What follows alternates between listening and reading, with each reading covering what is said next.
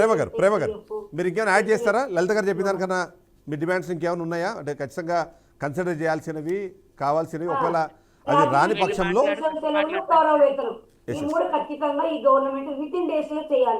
Right. ప్రేమ గారు మీ డిమాండ్లు ఉన్నాయి, అవి నెరవేర్చని క్రమంలో మీరు ఎస్ లలిత గారు ఒక నిమిషం ప్రేమ గారు మాట్లాడండి.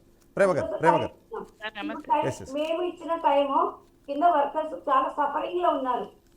మేడం అర్థమైంది లలిత గారు అర్థమైంది. ప్రేమ గారు ఒకసారి మాట్లాడివ్వండి. సో మీ డిమాండ్స్ అయితే ఉన్నాయి, మీ భవిష్యత్ కార్యాచరణ ఏంటి? ఇప్పుడు ఆల్రెడీ ఒక డేట్ పెట్టుకున్నారు, ఇంకొక డెడ్ లైన్ కూడా పెట్టుకున్నట్టున్నారు. సో భవిష్యత్ కార్యాచరణ ఎలా ఉండబోతుంది? సార్ భవిష్యత్ కార్యాచరణ ఏ ప్రభుత్వాలైనా వచ్చిన ప్రభుత్వ స్కీములన్నీ ప్రజలకు తీసుకెళ్ళేది ప్రజలతో పాటు మేము కూడా ఉన్నాం. అది గ్రహించి మహిళలు పనిచేస్తున్నారు. మేమమ్మే అడుగుతున్నాం, ఏ ప్రభుత్వం అయినా పిలిచి మీ సమస్య ఏంటి, ఒక మార్జిన్ పెట్టుకోవాలి. సంవత్సరమో 2 సంవత్సరాలు ధరల పేరు అనుకుంటా మమ్మల్ని పిలిచి మాట్లాడితే రోడ్డు ఎక్కాల్సిన అవసరం మాకు లేదు. ఎవరు కూడా గతంలో 42 రోజుల్లో కూడా సమస్యలు పిలిచి మాట్లాడుతున్నారు, కానీ ముఖ్యమంత్రి వాళ్ళు మాట్లాడి ఉండొచ్చు, వాళ్ళ సమస్యలు ఏంటి తెలుసుకోవడం లేదు. ఇది పై స్థాయి వరకు వెళ్తుందో లేదో అనేది మా బాధ.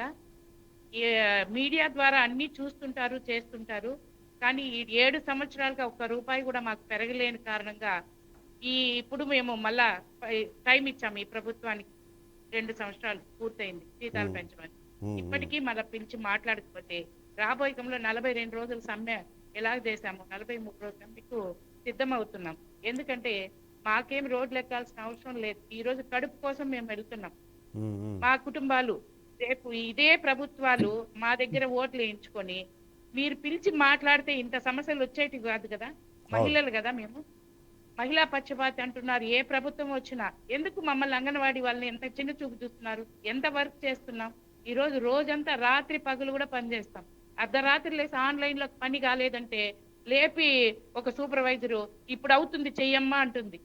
చేస్తాం, సిద్ధంగా ఉన్నాం. చిన్న పిల్లలకు సేవ చేస్తున్నాం, మహిళలకు సేవ చేస్తున్నాం. ఈ రోజు గర్భవతి అయినప్పటి నుంచి కూడా బిడ్డ పుట్టి 5 సంవత్సరాల వరకు మా సేవలు ఉంటాయి. ఏజీ గెలుచుకుంటాయి. అన్ని మీరు చేస్తున్నాం. కాన్వెంట్లు ధీటుగా కూడా ఇప్పుడు చేస్తున్నాం. మీరు చెయ్యలేదు అని చెప్పడంలా, మీ మంతు ఎన్ని కోట్లు ఖర్చు పెట్టినా మీరు బిల్డింగ్స్ కానీ సెల్ ఫోన్స్ కానీ ఇవన్నీ చేస్తున్నారు. మహిళలుగా మా కుటుంబాలు మేము పోషించుకోవడానికి మాకేం చేస్తున్నారు అనేది మా ప్రశ్న. వెంటనే ఏ ప్రభుత్వం అయినా పిలవాలి, మాట్లాడాలి. ఇదో ఈ రోజు ఇంత చేయగలుగుతాను అనేది రావాలి. మేమై కొట్లాడి అడిగేంత వరకు అట్లా ఉండకూడదు కదా. ఈ రోజు నిన్న కూడా అరెస్ట్ల అవసరం లేదు కదా, పిలిచి మాట్లాడొచ్చండి. మంత్రి గారు మేము ఎంతమంది ఆ రోడ్డు మీద ఉంటే ఆ మంత్రి గారు అక్కడికి వెళ్ళిపోవడం మంచిది కాదు కదా. పిలవచ్చు, పిలిచి సో ఇంత లోపల ఇంత చేస్తాము అని చెప్తే ఎందుకండి మేము రోడ్డు ఎక్కుతాం? పుజశీల గారు, సో ఫైనల్గా గవర్నమెంట్కి మీరు ఏం సజెస్ట్ చేస్తారు అండ్ ఎలా చేస్తే బాగుంటుంది? ఎందుకంటే వీళ్ళందరి బాధలు మనకు అర్థమవుతున్నాయి, చేయాల్సిన అవసరం అయితే ఉంది, బాధ్యత ఉంది. ఈ నేపథ్యంలో ఫైనల్ వర్డ్స్ ఒక 2 minutes మీరు క్లోజ్ చేయండి ప్లీజ్. సార్, ఎవరికైనా సరే ఎలక్షన్స్లో చంద్రబాబు నాయుడు గారు చెప్పింది ఒకటే, జగన్మోహన్ రెడ్డి కంటే రెట్టింపు చేస్తాను. ఎవరికైనా సరే ఆయన చెప్పినటువంటి మాట, వాగ్దానం అదే. కాబట్టే ప్రజలు ఓట్లేశారు అని చెప్పని వాళ్ళని భావిస్తున్నారు. ఓకే, అయితే 20 నెలలుగా వస్తున్న వాళ్ళ బాధ చంద్రబాబు నాయుడు గారికి అర్థం కావట్లే. రెండోది, ఇప్పుడు లలిత గారు చాలా క్లియర్ కట్గా చెప్పారు. ఇప్పుడు ఏ రాష్ట్రం అంటే మన పక్క రాష్ట్రాన్ని తీసుకోండి, ఇతర రాష్ట్రాలు వద్దు, వాళ్ళు ఇంకొంచెం ఎక్కువే ఇస్తూ ఉన్నారు. మన రాష్ట్ర ఆర్థిక పరిస్థితి దృష్ట్యా పక్క రాష్ట్రం ఎప్పుడైతే 18,000 చేస్తుందో ఆ క్షణం నుంచి వాళ్ళు ఇచ్చేదానికంటే 1,000 రూపాయలు ఎక్కువే ఇస్తాము అని చెప్పారు. కాబట్టి వాళ్ళు ఎప్పుడైతే 18,000 ఇవ్వడం ప్రారంభిస్తారో అప్పుడు మాకు 19,000 ఇవ్వండి. ఇప్పుడు ప్రస్తుతానికి పక్క రాష్ట్రంలో 13,500 కాబట్టి మాకు 14,500 ఇవ్వండి. అలాగే మరి హెల్పర్కి కూడా మరి 7,000 నుంచి మరి వారు ఎంత డిమాండ్ చేస్తున్నారు? 9,000 అమ్మా లలిత గారు. అమ్మా వాళ్ళకి 7,800 తెలంగాణ గవర్నమెంట్ ఇస్తుంది మేడం. మన రాష్ట్రంలో 7,000 వస్తుంది. వాళ్ళకి 7,000 ఏం కుటుంబ పోషణ జరగడం లేదు. కనీసం హెల్పర్లకు 10,000 రూపాయలైనా పెంచాలి. 10,000. సో వీళ్ళు అడుగుతున్నటువంటి వాళ్ళు టైం పీరియడ్ కూడా ఇస్తున్నారు. అవును. మీరు ప్రస్తుతం మొత్తం కూడా చెయ్యాలంటే ఏ ప్రభుత్వాలకైనా కష్టం కాబట్టి మొదటగా మీరు ఈ కాస్త చెయ్యండి. 1,06,000 మంది స్టేట్ వైడ్గా ఉన్నాం. మరి కడుపుతో ఉన్న దగ్గర నుంచి బిడ్డ పుట్టిన 5 ఏళ్ల వరకు కూడా మా సంరక్షణ మరి ఏ విధంగా ఉంటుందో, మరి ఆడవాళ్ళని మేము ఎంత జాగ్రత్తగా చూసుకుంటున్నామో, అంగన్వాడీ ఎంత బాధ్యతగా ప్రవర్తిస్తోందో, దయచేసి మీరు ప్రజల కోసం చాలా చేస్తున్నారు. బిల్డింగులని, ఆట వస్తువులని, ఏ ప్రభుత్వాన్నైనా వాళ్ళు చెప్తోంది ఏంటంటే ప్రజలకి బాగా చేస్తున్నారు, కాదని మేము అనడం లేదు, ఏ ప్రభుత్వాన్ని మేము నిందించట్లేదు. కానీ మమ్మల్ని చూడండి, మా బ్రతుకు తెరువులు కూడా చూడండి, మేము కూడా రాష్ట్రంలో ఒక మేం చేసే సేవని కూడా గుర్తించండి అని వాళ్ళు అడుగుతున్నటువంటి ఖచ్చితంగా ఈ రోజు వీళ్ళు చెప్పినటువంటి ప్రతి పాయింట్ ని కూడా మరి మా నేతకి మేము అందజేసేటటువంటి ప్రయత్నం అయితే నా వంతుగా కూడా నేను ఖచ్చితంగా చేస్తాను. నేను ఖచ్చితంగా, ఎందుకంటే వాళ్ళు అడిగినటువంటి డిమాండ్స్ చాలా న్యాయవంతంగా ఉన్నాయి. ప్రస్తుతానికి పక్క రాష్ట్రం లాగా 14,500 మరి హెల్పర్ కి 10,000 ప్రస్తుతం ఇవ్వమంటున్నారు. కాబట్టి అవి నేను నిర్దాక్షిణ్యంగా నేను ఇప్పుడు ఇవ్వలేను అని చెప్పటం ఒక ముఖ్యమంత్రిగా అది తగని మాట. కాబట్టి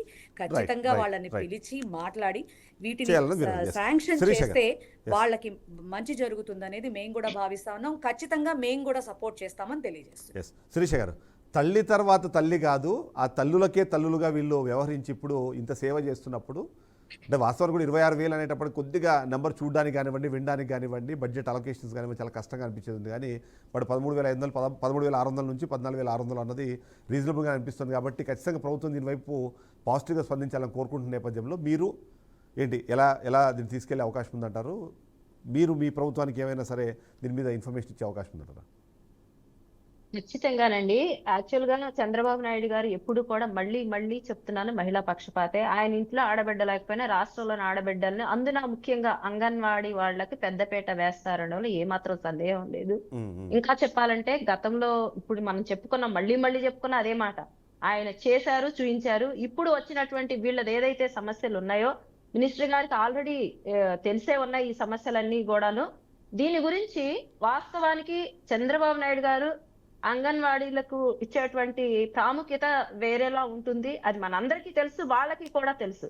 అయితే నేనేమంటున్నానంటే దీని గురించి వైఎస్ఆర్సీపీ వాళ్ళు ఎక్కువగా వరి అవ్వాల్సిన అవసరం లేదు. ఇక్కడ ఉన్నది కూటమి ప్రభుత్వం, గౌరవ ముఖ్యమంత్రి గారు చంద్రబాబు నాయుడు గారు. మా గవర్నమెంట్ లో ఉన్నప్పుడు మీరు బాగా వరి ప్రభుత్వం ఏం చేస్తుందో చెప్పేసి క్లోజ్ చేద్దాం. ముందు మీరు ఆపండి. మీ ప్రభుత్వం ఏం చేస్తుంది దాని వరకే కన్ఫర్మ్ అవుదాం. బికాస్ రెస్పాన్సిబిలిటీ కంక్లూడ్ చేద్దాం. శిరీష గారు కంక్లూడ్ చేద్దాం. మీ నాయకుడికి ఈ సమస్య నాయకుడు విన్నవించకుండానే చేశాడు. కూర్చొని 20 నెలలు 5 సంవత్సరాలు పరిపాలించారు.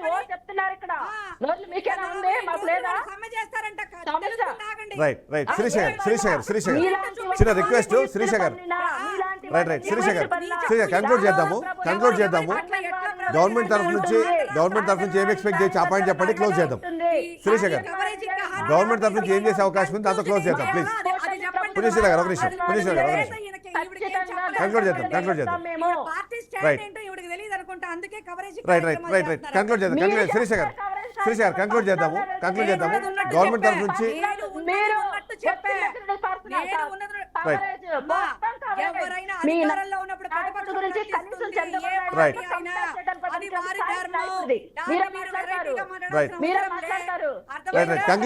కంక్లూడ్ చేసేద్దాం. శిరీష గారు ఫైనల్ పాయింట్ చెప్పండి.